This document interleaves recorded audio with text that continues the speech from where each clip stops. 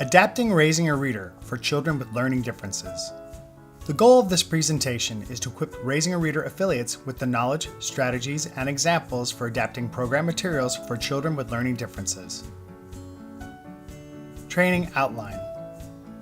First, we'll take a look at what we mean when we say adapting Raising a Reader for children with special needs. Definitions of high and low incidence disabilities will be provided. Additionally, we will examine how shared reading affects early language and literacy development and shared reading and family engagement for families of children with disabilities. Next, we'll describe a variety of barriers to shared reading experienced by children and families. That will be followed by methods to break down barriers by providing types of adaptations to make Raising a Reader materials, including illustrative examples. Finally, we will share the experiences of 3 Raising a Reader affiliates, highlighting their processes for making adaptations and a case study of how their process was implemented. What do we mean when we say special needs? To begin, we must define what we mean when we say children with special needs, learning differences, or disabilities. The term special needs comes from a broad spectrum of definitions, categorizations, and views. Therefore, it is useful to classify learners in terms of incidence or the frequency of the number of children with any particular disability or combination of disabilities. High incidence disabilities refer to the most frequent types of disabilities diagnosed amongst children. These include communication disorders, speech and language impairments, specific learning disabilities, including attention deficit hyperactivity disorder, ADHD, mild, moderate mental retardation, emotional or behavioral disorders. Low incidence disabilities refer to diagnoses that are less frequently occurring than high incidence disabilities. These include blindness, low vision, deafness, hard of hearing, deaf blindness, significant developmental delay, complex health issues, serious physical impairment, multiple disabilities, autism.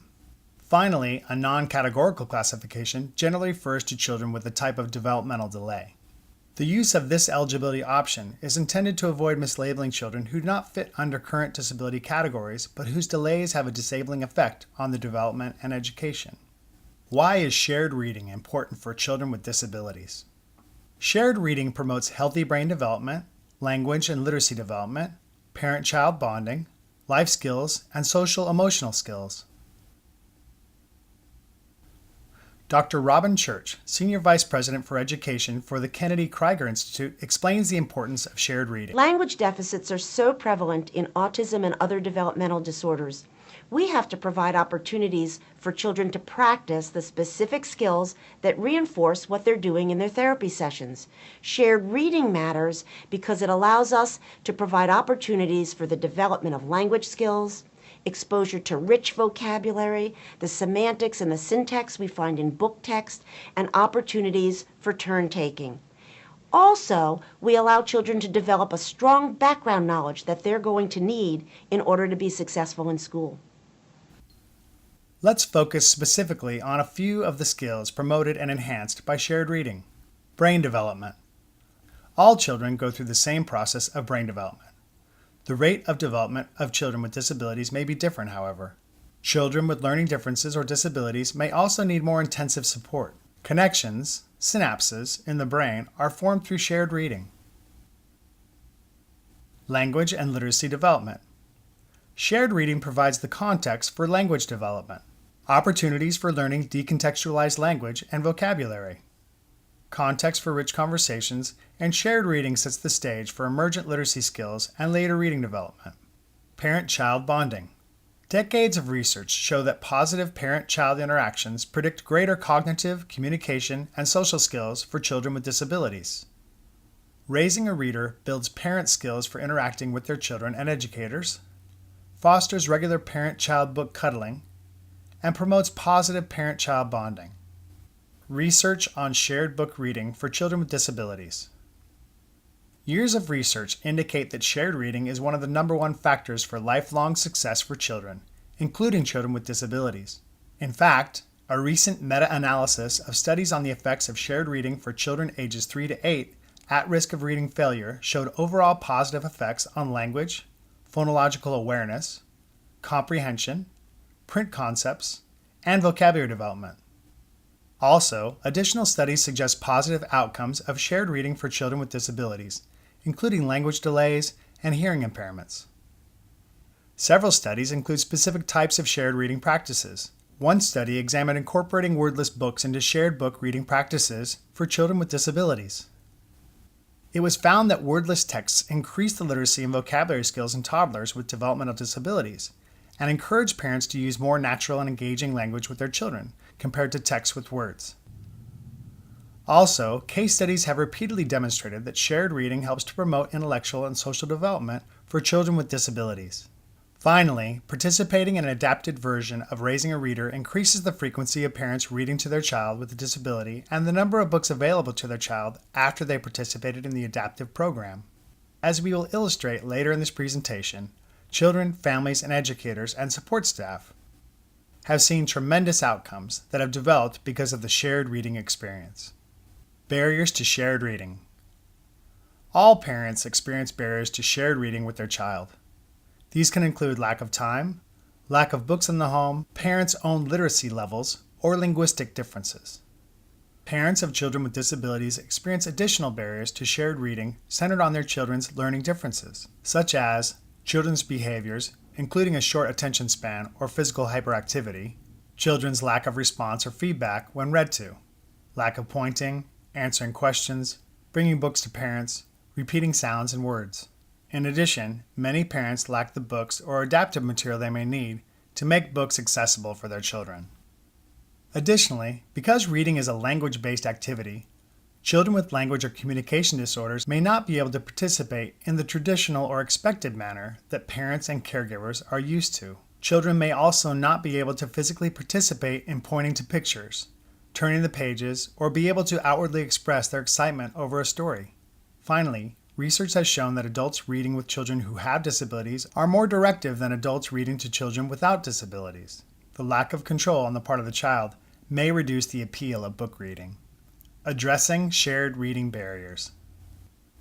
Although the barriers to shared reading can seem insurmountable, it's important to address those barriers to find solutions and alternatives.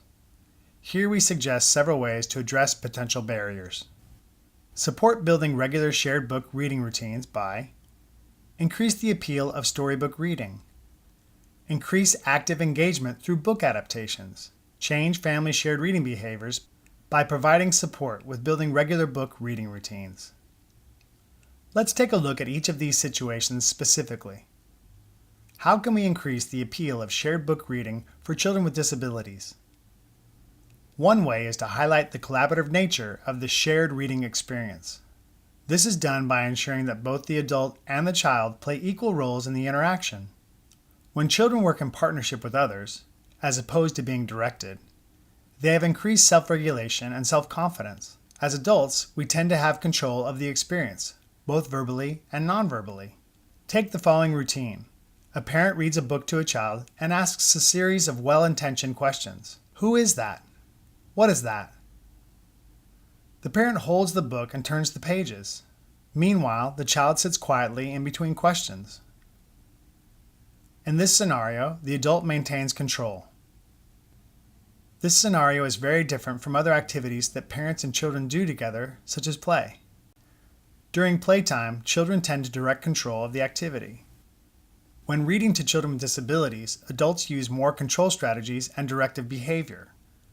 This is likely because children with disabilities may need more assistance to participate in the book reading task.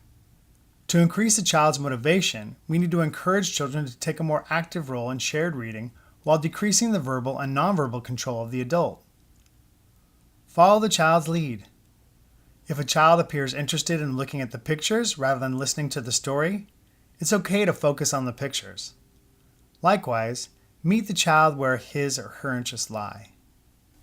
Pause occasionally during reading and wait for the child's comments. Pause after turning a new page so the child can look at the picture and spontaneously comment or question. Pause after reading each page so the child can comment on story or pictures. Let the child pick. Children enjoy reading in different places. Let the child pick the reading location. On the floor, in a favorite chair, on the back steps. Allow the child to pick the reading location. Allow the child to hold the book.